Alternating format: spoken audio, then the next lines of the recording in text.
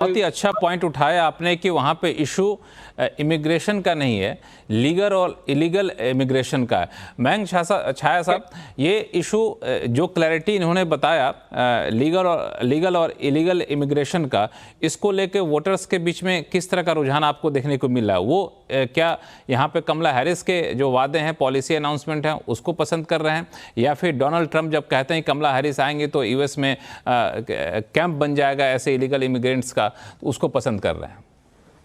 देखिए, ट्रम्प का फोकस जो है वो इतना एग्रेसिव है इस बात को लेके। आहूजा साहब ने जिक्र किया कि इलीगल इमिग्रेशन बंद हो जाए और लीगल इमिग्रेशन को सहूलत हो, तो दोनों में ये दोनों जो बातें एक साथ नहीं हो रही। रिफॉर्म हुए नहीं अमेरिका में पिछले 40 साल से। अगर आज की तारीख में आप इलीगल इमिग्रेशन बिल्कुल जीरो भी कर दें तो इसका मतलब ये नहीं है कि जो फैमिली वीजा वाले हैं वो 30 साल के बदले 3 महीने में आ जाएंगे। वो तो 30 साल ही रहेगा, क्योंकि इन्होंने रिफॉर्म अभी किया ही नहीं है सिस्टम इतने सालों में। इमिग्रेशन जो है America, traditionally they always picked and choose हुम दे वांट। इलीगल इमिग्रेशन अलग बात है, वो ऐसे ही लोगों को अंदर ला रहे हैं जिससे अमेरिका का फायदा हो।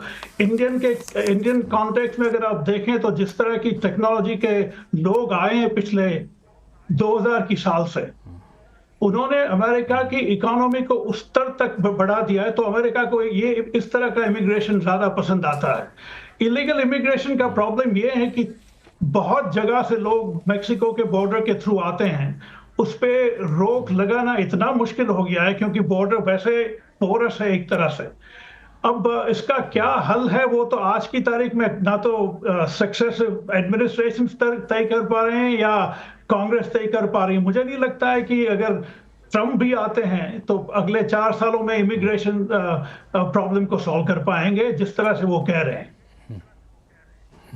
बिल्कुल, आपने बहुत सही कहा कि इलेक्शन में जिस तरह की पोस्टरिंग की जा रही है, सत्ता में आने के बाद हूबहू वही कदम उठाएं, इसकी संभावना कम है। कई सारी मजबूरियां यहाँ पे रहती हैं, लेकिन ये मामला सिर्फ इमिग्रेशन का नहीं रहता है। इस मामले में और भी कई सारे मुद्दे हैं जिसको लेकर इस पूरे चुनाव पर भारतीयों की नज़र है, भारत के साथ रिश्ते को लेकर की नज़र है। उनमें से एक मुद्दा जो है वो आपको है कारोबारी रिश्ते को लेकर के। तो इसमें मैं आरती टिक्कू सिंह आपके पास आऊँगा मैं कि इस रिश्ते को लेकर के डोनाल्ड ट्रंप के जो बयान आए हैं पिछले इलेक्शन कैंपेन के दौरान, वो तो बड़े ही डरावने बयान हैं कि अमेरिका आएगा तो हम सत्ता में आएंगे तो इस तरह से टैरिफ मैनेज करें कि जो इंडिया टैरिफ एब्यूज़र है वो एब्यूज़र ना रह पाए, हम भी उल्टे ड्यूटी लगा देंगे। उनका जो टेन्योर 1 था वो भी काफ़ी ज़्यादा इस मायने में एग्रेसिव रहे थे। तो अगर उनका आना होता है तो आपको लगता है कि वाकई कारोबारी रिश्ते बहुत अच्छे नहीं रहेंगे? देखिए लक्ष्मण जी, मेरे अंदाजे से कमला हैरिस आए या डोनाल्ड ट्रंप आए, इंडिया और यूएस के रिलेशनशिप जो अभी हमने चैलेंजेस देखे पिछले 4 साल में, मुझे लगता है वो चैलेंजेस बढ़ने वाले हैं, वो घटने वाले नहीं है। उसके 2-3 बढ़ने ही वाले हैं। हाँ, बढ़ने वाले हैं, वो कम नहीं होने वाले हैं। कोई भी सरकार आए, मैं ये बहुत ही कॉन्फिडेंस के साथ कह रही हूँ आपको कि डोनाल्ड ट्रंप और कमला हैरिस। बाकी पैनलिस्ट से मैं कहूंगा कि आपके इस बयान को गंभीरता से सुने, चूंकि इस पर मैं आप लोगों से रिएक्शन लूंगा, चूंकि उन्होंने बहुत बड़ा बयान दिया है कि रिलेशन बहुत सुधरने वाले, परेशानियां बढ़ने ही वाली हैं, चाहे ट्रंप आए चाहे कमला हैरिस आए। अब बताएं टिक्कू मैम, आप क्या इसको आगे कैसे एक्सप्लेन करेंगे? हाँ, देखिए, सबसे पहली बात, अगर आप देखें हिस्टोरिकली इंडिया यूएस की रिलेशनशिप और खासकर जो एनआरआई कम्युनिटी, जो इंडियन डायस्पोरा यूएस में है, वो हिस्टोरिकली डेमोक्रेट्स को वोट करता आ रहा है। आपके पैनलिस्ट ने यहाँ इनफैक्ट बड़ा क्लियरली बताया, और आपके सर्वे जो आप कोट कर रहे थे उसमें भी आपको दिख रहा है कि लार्जर इंडियन डायस्पोरा जो यूएस में है वो प्रो डेमोक्रेट रहा है, क्योंकि इसके पीछे एक लिबरल थिंकिंग थी, न्यू लिबरलिज्म की एक फिलॉसफी थी, बिजनेसेस अच्छा चलते थे इंडिया और यूएस के बीच में, क्योंकि डेमोक्रेट्स माने जाते हैं fundamentally liberal, pro globalization, pro business. और वो हमने पिछले 30-35 साल में, जब से इंडिया ने अपनी इकोनॉमी जो है लिबरलाइज की, ओपन अप की, तब से वो रिश्ता जो है वो बरकरार रहा। फिर एक चेंज जो शिफ्ट आया, इनफैक्ट रिपब्लिकन पार्टी के अंदर एक थिंकिंग में जो चेंज आया जब उन्होंने चाइना को अपना एडवर्सरी देखना शुरू किया। इनफैक्ट जॉर्ज बुश के टाइम से हम लोगों ने देखा कि एक नैरेटिव जो चाइना के बारे में यूएस के अंदर था, उस पे धीरे धीरे जो है ये एक मत बना कि चाइना ही सबसे बड़ा उनका राइवल है और एडवर्सरी, क्योंकि चाइना बहुत तेजी से इकोनॉमिकली ग्रो कर रहा था, मिलिटरली ग्रो कर रहा था, सिर्फ इकोनॉमिकली और मिलिटरली नहीं, पर चाइना ने एक ऑल्टरनेटिव नैरेटिव दुनिया को दिया पिछले 20 साल में खासकर।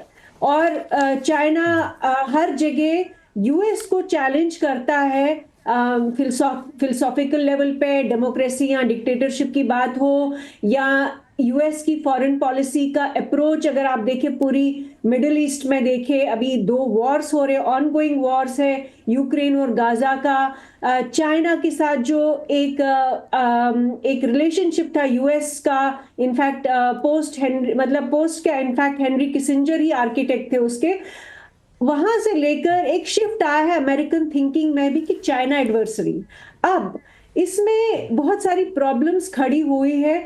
वो एक तो ये है कि इंडियन कम्युनिटी जो डायस्पोरा कम्युनिटी है वो पिछले 10 साल में ये एक जो नैरेटिव, एक जो चैलेंज अंदर ही अंदर डोमेस्टिकली एक बन गया है।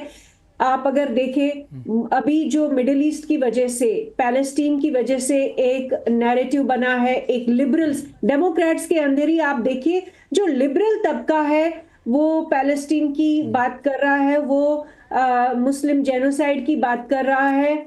और उसमें जो नई जनरेशन है जो देख रही थी कि डेमोक्रेट्स जो है वो वॉर को प्रमोट नहीं करते क्योंकि वो तो इकोनॉमिक लिबरलाइजेशन की बात करते हैं, लेकिन जो बाइडेन की सरकार ने पिछले 4 साल में सिर्फ एक वॉर नहीं, 2 वॉर्स को सपोर्ट कर रहे हैं, यूक्रेन का भी कर रहे हैं, गाजा का भी कर रहे हैं इजराइल के साथ। तो जो नई जो जनरेशन इंडियन डायस्पोरा की है वो एक डायलामा में भी है कि ये कैसे हो गया कि जो इकोनॉमिकली लिबरलाइज्ड ये लिबरलिज्म की बात करते थे और वो अब वॉर की बात कर रहे हैं। तो कहीं ना कहीं अगर आप देखें डेमोक्रेट्स की थिंकिंग में एक शिफ्ट आया है, वो जो बिजनेस की बात कर रहे थे वो वॉर की बात कर रहे हैं। दूसरा अगर आप देखें जब डोनाल्ड ट्रंप पार्टी जब वो पिछली बार पावर में आए थे तो सब लोग डोनाल्ड ट्रंप की अगेंस्ट जितना भी मीडिया नैरेटिव था, जितना कुछ चल रहा था ट्रंप के खिलाफ, लेकिन जब जो बाइडेन आए लोगों ने ये कहा कि जो बाइडेन ट्रंप की पॉलिसी ही चला रहे हैं लेकिन ट्रंप के बिना, ट्रंपिज्म विदाउट ट्रंप। तो वो एक थिंकिंग जो है वो धीरे धीरे अगर आप देखें पूरे यूएस में वो घुस चुकी है, वो थिंकिंग की जो बाइडेन ने कंटिन्यूएशन की है पॉलिसी की। क्या कमला हैरिस उस पॉलिसी से डिपार्ट कर पाएंगी?